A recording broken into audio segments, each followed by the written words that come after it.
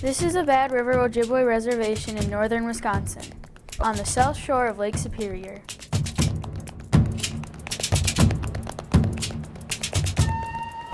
It's an area filled with wild rice and clean water. It's important to animals like muskrats, beavers, otters, eagles, and lots of fish, but it is also important to us, the Ojibwe people.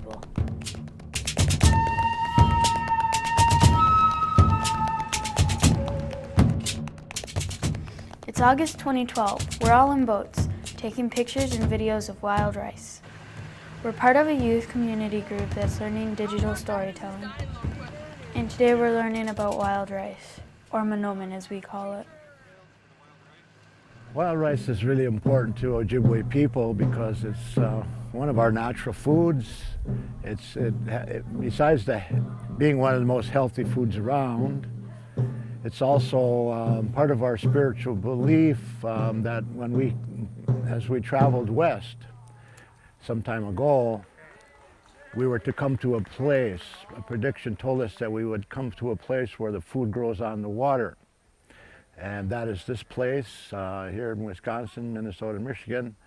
The wild rice grows abundantly in here in these areas, northern areas of these states. So the Ojibwe people have settled in here. This is the center of the world for us. This is a place that is very important to us and we want to keep it clean and healthy. But this year, the rice is in trouble. Bad storms hit our area at the worst possible moment. Last year we had a major storm that included golf ball size hail that tore up the rice and major winds that twisted the rice up and broke the wild rice plants off so that the seed could not reseed itself. You guys might have heard about flooding in Duluth, and during that event we also got quite a bit of rain up in this area. The change for this storm event, the water level rose like 7 feet, and research has shown that wild rice does not like significant changes in water level in one given growing season. Some research has shown that just a matter of 6 inches, a rapid increase in a short period of time can really have a negative impact on the wild rice. The bad weather this year was just a little storm. There are bigger storms coming this way. We call them invasive species. A couple of the invasives that compete with wild rice, one of them is the Eurasian water milfoil. It's a submergent plant, though it does grow tall enough to start floating along the surface, and it competes with wild rice by putting the germinating seeds in shadow so it absorbs the sunlight that would otherwise reach the seeds. Another competitor is our narrowleaf and hybrid cattails, and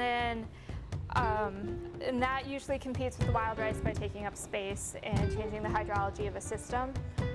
There's also purple loosestrife, which grows farther up from the immediate shoreline, and that is also an invasive that we saw today. That was the purpley pink flowers growing farther out into the brushy areas. Invasive species is just one threat. Another one is mining. The mine they're talking about is up in the Pinocchio Hills. Everything there flows into the Bad River water system, which are our rice lands.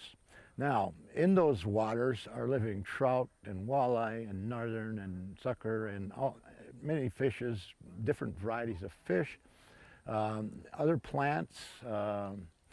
Also, there are birds that eat the fish and eat the wild rice and on and on. It's a very complicated ecosystem.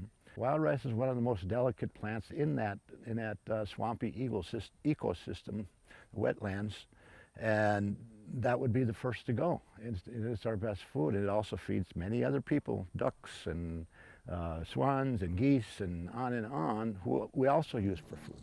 Those people there are bird brothers, many of those species.